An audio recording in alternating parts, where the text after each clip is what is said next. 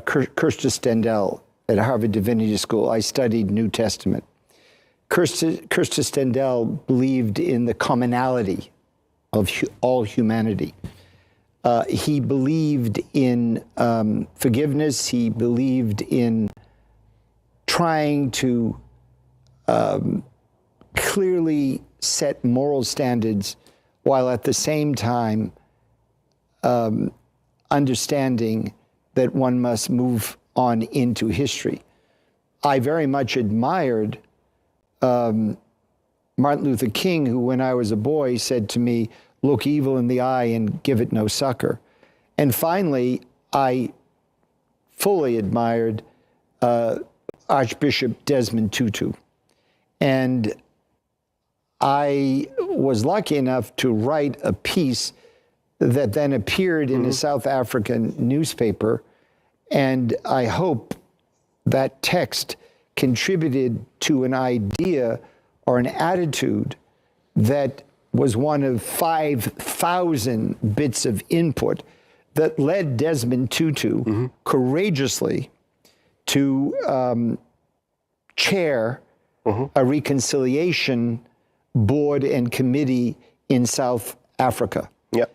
And the basic gist of that reconciliation board was not to condone acts of violence and unfortunate experiences that occurred during the horrible years of South Africans' move towards independence and freedom. But what it did was to say that if we can accept responsibility, if we can say, yes, we engaged in unfortunate scenarios, let us then go forward into the future. And somehow, some way, it is my personal opinion, and this is not condoning the actions of Serbs or Kosovans or whoever it might be, but I am beginning to feel that we should look at this situation as time served before trial, during trial, and any time served after trial of all individuals, whether they're from Bosnia and Herzegovina or Croatia or Kosovo or Serbia. That we have this reconciliation, that we don't forget, but we move forward, which is why I proposed a couple of years ago that the vacant, unfinished Serb church on the University of Pristina campus be a multi-ethnic, multi-religion peace and reconciliation monument, bringing all communities, whether it's Gypsies or Turks or Bosnians or all communities together in a physical space. I mean, speaking about The Hague, do you think that the specialist court is seeking for justice?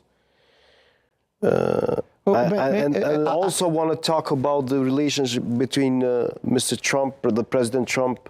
He was very harsh towards the prosecutor, Mr. Jack Smith, who was prosecuting the ex-KLA commanders that was involved directly to the specialist courts.